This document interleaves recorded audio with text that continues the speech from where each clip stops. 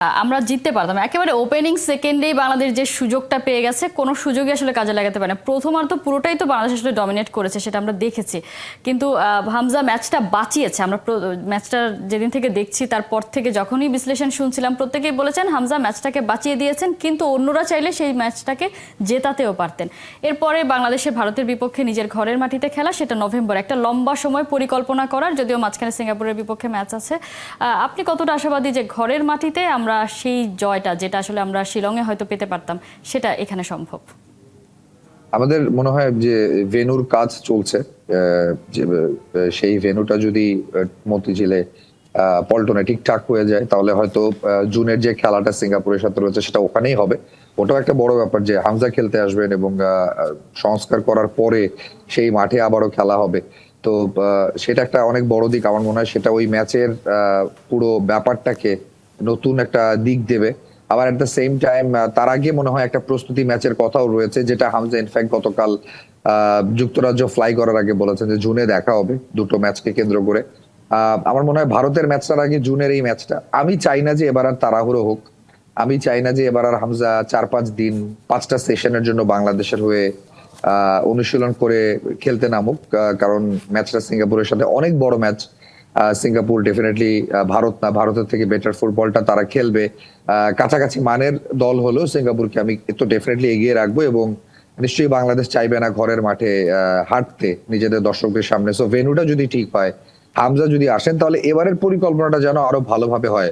কারণ এর আগে হামজা এসেছেন, আমার মনে হয় যে এখন ফুটবল ফেডারেশনের কাছে একটা ক্লিয়ার ভিউ আছে যে তারা এক্স্যাক্টলি কোন কাজটা করতে পারতো, হামজাকে কেন্দ্র করে তারা কোন কাজটা করতে না করলেও চলতো।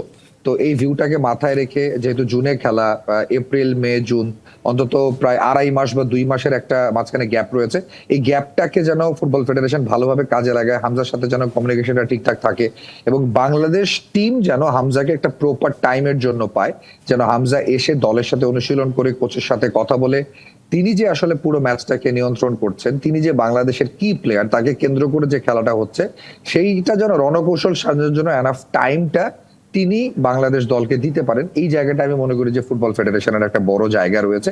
আমি অনেক এক্সাইটেড। আমি তো মনে করি যে বাংলাদেশ দলের বাকিরা এক্সাইটমেন্টে গোলগুলো মিস করেছে। আপনি মানে বারবার এই ম্যাচের কথাটা মনে হলে আসলে আফসোস লাগে। দুটো গোল, মানে 31 সেকেন্ডে যে গোলটা মিস হয়েছে ওটা তো ওপেন পোস্ট ছিল, একেবারে গোলকিপার তুলে দিয়েছেন। এরপরও আরেকটা সুযোগ ছিল যেটা হৃদয় মিস করেছেন বা প্রান্তে। আমার ধারণা যে হৃদয় যতবার দেখবেন ততবার চিন্তা করবেন যে এই সিম্পল একটা বলই তিনি কিভাবে এটা আসলে পায়ে লাগাতে পারলেন না। তো অবিশ্বাস্যভাবে বাংলাদেশ আসলে ম্যাচটা হেরেছে। বাট আমার মনে হয় যে হামজা বড় প্লেয়ার, তিনি এই বিষয়গুলো নিয়ে কথা বলেছেন যে ওভার এক্সাইটমেন্ট এবং কিভাবে আসলে রাশ অফ ব্লাড এগুলাকে নিয়ন্ত্রণ করতে হয়।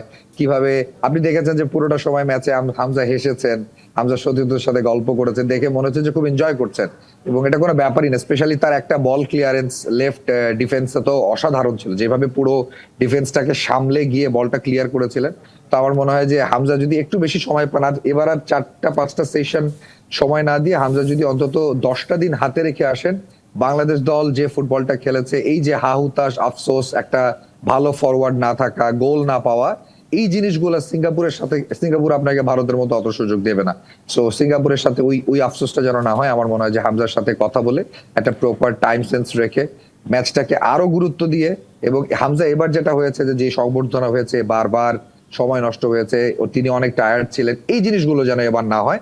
হামজা যেন প্রপার একটা ফোকাস নিয়ে খেলতে পারেন। মাঠে আসবেন ভাই, খেলাটা হচ্ছে ফুটবলারের, লন্ডন থেকে আসবেন, মোস্ট ইম্পর্টেন্টলি প্র্যাকটিস ম্যাচ তো আসলে খেলতে হবে। অ্যাটলিস্ট ভারতের বিপক্ষে ম্যাচের আগে যদি বাংলাদেশ একটাও অন্তত হামজাকে নিয়ে প্র্যাকটিস ম্যাচ খেলতো, তাহলে হয়তো আমরা আরো বেটার পারফর্ম করতে পারতাম।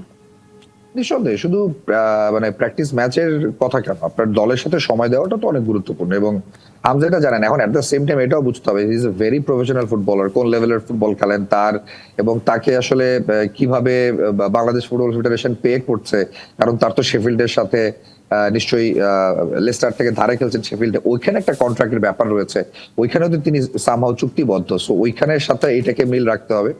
আই এম রিয়েলি শিওর যে হামজা নিজেও চান বেশি সময় বাংলাদেশ দলকে দিতে, নিঃসন্দেহে, কিন্তু ডাগআউটে আসলে বেশি ক্লাব সময় কাটাতে। ফুটবলের সেই দায়িত্বগুলোও তো তাকে মেনটেন করতে হবে, সেগুলো করে শিডিউল মেনটেন করে তারপরে এসে যতটা আপনি বললেন যে একটু লম্বা সময় যদি দেওয়া যায়, সেই সুযোগটা যদি পান নিশ্চয়ই হামজা দেবেন, কারণ যাওয়ার আগে তো তিনি সেভাবেই আসলে বলে গেছেন। নিশ্চয়ই বাংলাদেশ সিঙ্গাপুরের বিপক্ষে বা যে স্বপ্নটা আসলে হামজা দেখিয়ে গেছেন যে এশিয়ান কাপের মূল পর্বে খেলা, মানে বাংলাদেশের স্বপ্ন এখন সৌদি আরব, সেটা যেন আসলে বাস্তবায়ন হয়, সেটা আমরা প্রত্যেকেই প্রত্যাশা করি।